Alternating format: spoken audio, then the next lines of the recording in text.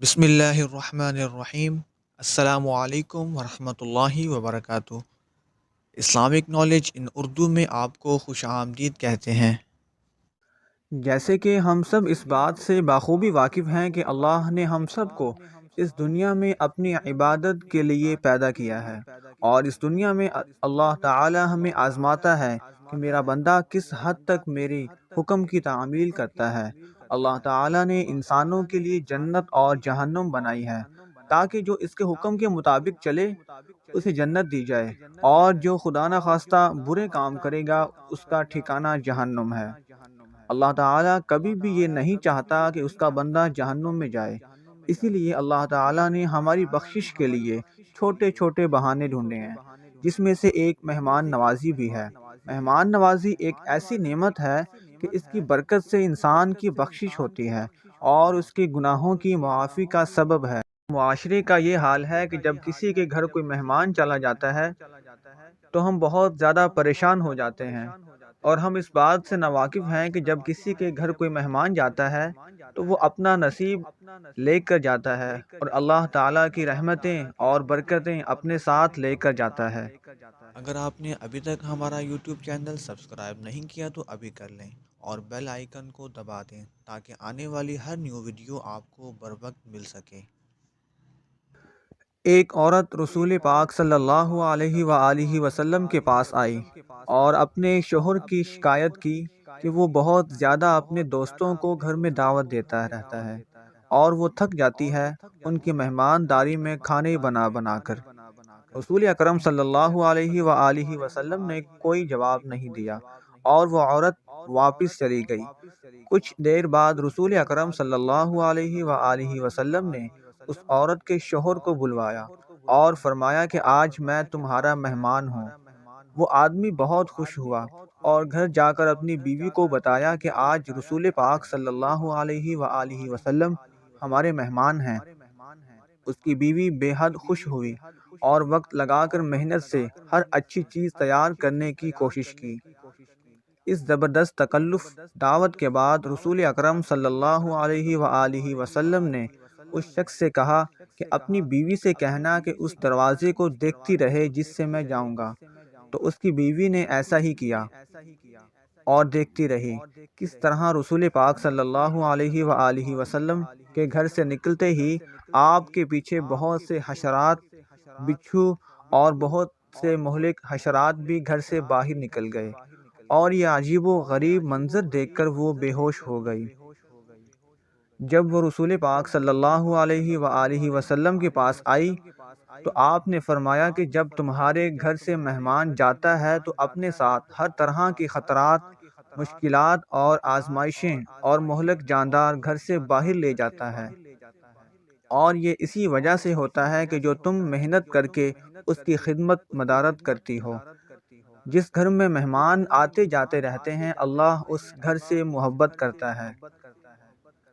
اس گھر سے بہتر اور کیا ہو کہ جو ہر چھوٹے بڑے کے لیے کھلا رہے۔ ایسے گھر پر اللہ کی رحمت اور بخششیں نازل ہوتی رہتی ہیں۔ رسول پاک صلی اللہ علیہ وآلہ وسلم نے فرمایا کہ جب اللہ کسی کا بھلا چاہتے ہیں تو اسے نوازتے ہیں۔ انہوں نے پوچھا کس انعام سے؟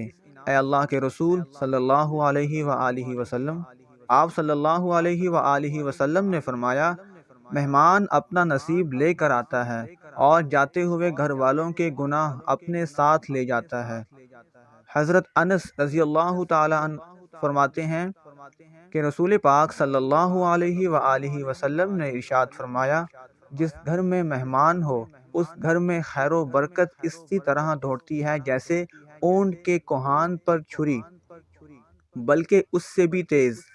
چھری اونٹ کے کوہان پر رکھ دیں تو فوراً لڑک کر نیچے طرف آ جاتی ہے۔ مہمان کی وجہ سے خیر و برکت اس سے بھی تیزی کے ساتھ نازل ہوتی ہے۔ مہمان میزبان کے گناہ معاف ہونے کا سبب ہوتا ہے۔ رسول پاک صلی اللہ علیہ وآلہ وسلم کا فرمان عالی شان ہے کہ جب کوئی مہمان کسی کے ہاں جاتا ہے تو اپنا رزق لے کر جاتا ہے، اور جب جاتا ہے تو صاحب خانہ کے گناہ بخشنے کا سبب ہوتا ہے۔ 5 کاموں میں جلدی کرنی چاہیے۔ حضرت حاتم اسم رضی اللہ تعالیٰ عنہ نے فرمایا کہ جلد بازی شیطان کا کام ہے، مگر 5 چیزوں میں جلدی کرنی چاہیے۔ نمبر 1، مہمان کو کھانا کھلانے میں جلدی کرنی چاہیے۔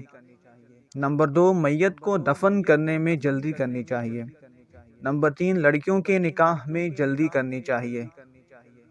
نمبر 4، قرض ادا کرنے میں جلدی کرنی چاہیے۔ نمبر 5، گناہوں سے توبہ کرنے میں، نیز دعوت ولیمہ میں بھی جلدی کرنا سنت ہے۔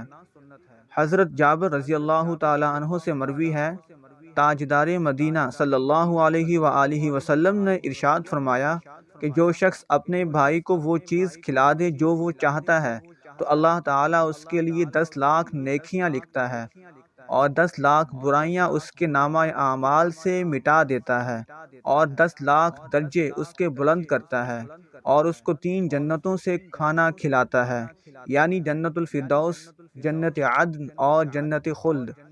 مہمان کے ساتھ مل کر کھایا تو حساب نہ ہوگا۔ ایک بزرگ رحمت اللہ علیہ کی عادت کریمہ تھی کہ بھائیوں کے سامنے دسترخوان بچھاتے وقت تو بہت سا کھانا لگاتے اور فرماتے، حدیث میں آیا ہے کہ جو کھانا دوستوں کے آگے سے بچ رہے اس کا حساب نہ ہوگا۔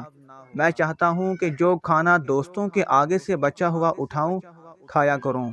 مہمان کی تعظیم کرنے والے کے لیے جنت کی بشارت ہے، جیسا کہ حضور پاک صلی اللہ علیہ وآلہ وسلم نے فرمایا کہ مہمان برکت ہے اللہ تعالیٰ کی طرف سے اور نعمت ہے اللہ تعالیٰ کی طرف سے، تو جس نے مہمان کی تعظیم کی وہ میرے ساتھ جنت میں ہوگا، اور جس نے مہمان کی تعظیم نہ کی وہ مجھ میں سے نہیں ہوگا۔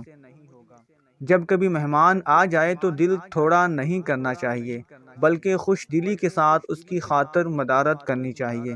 مہمان آتا ہے تو اپنا رزق ساتھ لے کر آتا ہے، اس کی خدمت میں سراسر ہمارا ہی فائدہ ہوتا ہے۔